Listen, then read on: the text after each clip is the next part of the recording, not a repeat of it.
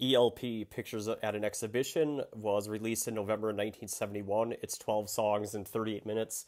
It sounds like a live ELP record, and that's because it is, but there's a catch to it. So what's the deal? I could summarize this album in a couple of sentences. Big idea number one, this is a live album recorded from a show mostly on March 26, 1971. And for the most part, it sounds more like a studio album because it's like, I wouldn't say original content, but we'll get to that in a minute.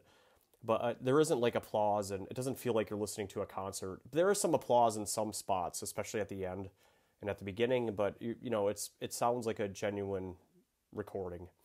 And the other thing about this album is the material mainly comes from a guy named Modest Mussorgsky. I think I said that right. Which is he's a Russian composer who lived from 1839 to 1881. And it sounds very Russian, like Stravinsky or Tchaikovsky or any of those guys. But, it's got a big grand feel to it. And this is what really prog rock was going for in the 70s, which is like, let's try to make rock and roll music that sounds more like an orchestra. And that's what they were doing, and it works. It's cool. The album cover,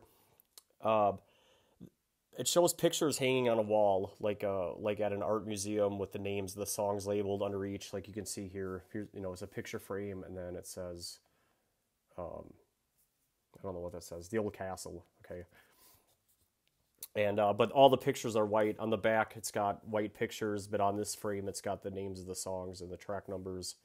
And then it's got some credits, and and here's the album cover right here, pictures at an exhibition. And you can find alternative album covers on the internet. Like if you go to Genius and look at this album, it's got different photos rather than the picture, and it's photos. Each one of these frames is telling a story, and that's the idea here. That's what Mussorgsky was doing. Okay. Okay, anyway, enough about that. Let's get on with the album. By the way, this is the 100th video, and I'm going to try to make this one faster because it's not really like a true studio album, but I'll just give you enough of the flavor of it. The first track is Promenade. It's arranged by Emerson, of course. All of these tracks, except for the last one, are Mussorgsky. And Promenade's a minute 57. This song has the main melody of the album, of the da da da da, that whole thing. It's an instrumental. Track 2 is the Gnome. It's arranged by Carl Palmer, written by Mussorgsky, 4 minutes and 16 seconds. The Gnome is mainly here to showcase Palmer's drumming, and the main melody goes bum bum bum bum, and it's an instrumental. Track 3 is Promenade. It's arranged by Lake and Emerson, and the lyrics are by Lake. And it's a Mussorgsky, and it's a minute 22. This is the second part of Promenade with the lyrics, and Greg Lake is singing about, in the verse he's singing "Lead me from tortured dreams, childhood themes of nights alone," and the song it's verse verse verse, so it's 3 verses. So yeah, with Promenade there's 3 different promenades, and this is the one with lyrics in it, and the Gnome, that bum bum bum bum. Those themes that you hear on this album, they're kind of like recycled throughout the songs, so you get a little bit of everything on this album. Track 4 is The Sage. This is composed by Greg Lake. It's 4 minutes and 40 seconds. It's not a Mussorgsky. The verse is, "I carry the dust of a journey that cannot be shaken away," and it's verse verse verse. But, and all of these songs were either Greg Lake or Keith Emerson wrote the song. They're just pulling back in elements of the Mussorgsky, okay? Track 5 is The Old Castle. It's arranged by Emerson, written by Mussorgsky. It's 2 minutes and 31 seconds. It's an instrumental. At the 1 minute and 7 second mark, the music really picks up in the beat. And there's lots of Moog synthesizer in there. To me, it's one of the more interesting albums on the tracks on the album. I almost feel like the album doesn't get picked up in pace and tempo and vibe and feel and emotion until track 5. Track 5 is when it really goes with The Old Castle. Track 6 is Blues Variation, written by Palmer and Lake and Emerson. It's 4:19. This is also new music, but influenced by the previous, the Old Castle. And you can feel it. It does have like a bluesy feel to it, but they're pulling in the main synth part from the Old Castle and just changing that main melody, making it more bluesy. Track 7 is The Promenade. It's arranged by Emerson, written by Mussorgsky. It's 1:28. It's an instrumental. The whole da da da da da da da da. You know, that whole thing is coming back in The Promenade. In track 8, The Hut of Baba Yaga, arranged by Emerson, written by Mussorgsky. It's 1:12.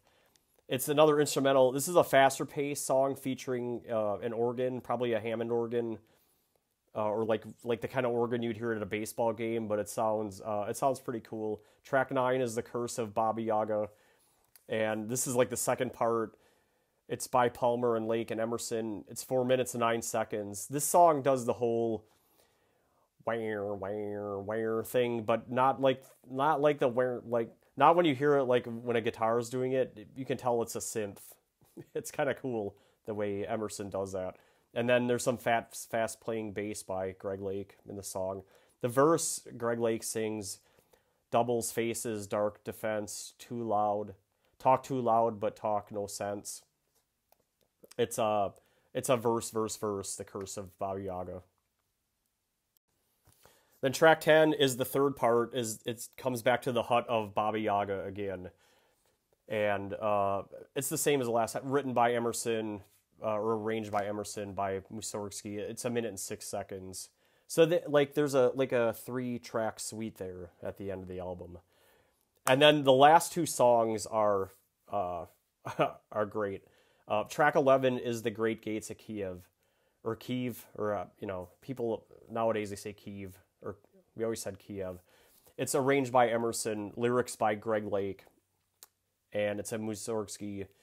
6 minutes and 35 seconds. To me, this is the cage music for numerous kings of the WWF, including King Harley Race and King Haku, and a bunch of other ones. To me, it's the best song on the album, or at least my favorite. And I'll give you the link, because like the first time I heard it, I went. I'll give you the link to the King Harley Race for YouTube. But in the verse, Greg Lake is singing, "Come forth from love's pyre, born in love's fire, born in life's fire," and he's not singing along with the keyboard part, which is going.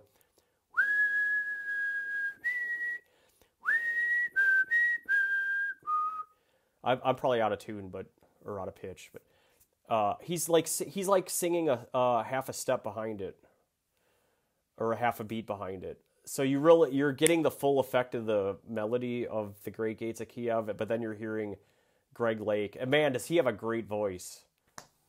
I mean, he's amazing. And there's a really long instrumental break in the song from 1:46 seconds to 4:13.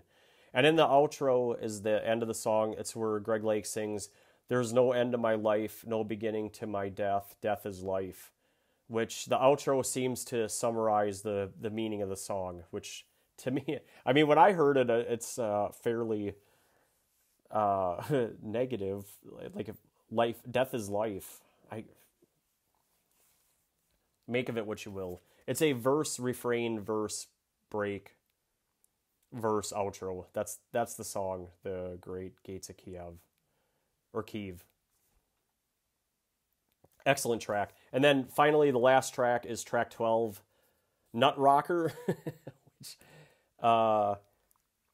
okay, Nut Rocker is arranged by Kim Foley, written by Tchaikovsky. It's of all these Russian composers, it's the non-Mussorgsky track. It's Tchaikovsky at 4 minutes and 27 seconds.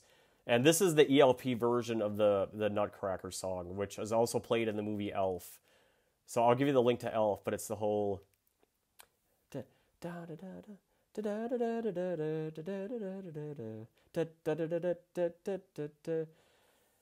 And it's an instrumental. There's no singing. There's no Greg Lake lyrics in this song. And that's pretty much the album. The idea is to take really a classic piece by Mussorgsky and then, you know, rearrange it to make it more like rock or jazz or blues, and then add some lyrics to it and some more prog rock flair, and bang, you have an ELP album. Pictures at an exhibition. In summary, the sales went gold in America. It sold 500K and another 60K in the UK, 60,000 copies. And when you add Japan to it, 705,000 total copies. That's a lot, I think. For a prog rock album, for a live album, I think that's a lot. ProgArchives.com, they didn't give it too favorably of a score. 3.89. I mean, 3.89 is pretty good. You're getting close to 4. AllMusic.com gives it a 3.5, and Rolling Stone, Rolling Stone gives it an unfavorable. Yeah, it's the Rolling Stone. I mean, to me, is it it's somewhere between a 3.5 and a 4-star album. These ELP albums have grown on me. I think I've talked about it in the past. I'm mainly a Yes fan. From a prog rock standpoint, Yes and Rush and Floyd. But I'm starting to enjoy this stuff. It's growing on me, and certainly I've listened to this a lot. It's kind of depressing the way the album starts, but it really picks up, and that's why I like it. So that's it. That's the pictures at an exhibition. We'll put this one to rest. Okay. Next on the channel will be King Crimson Islands, which is I love. And then another very underrated album, Pink Floyd, Obscured by Clouds. I really dig that one too. All right, I'm out. Thank you.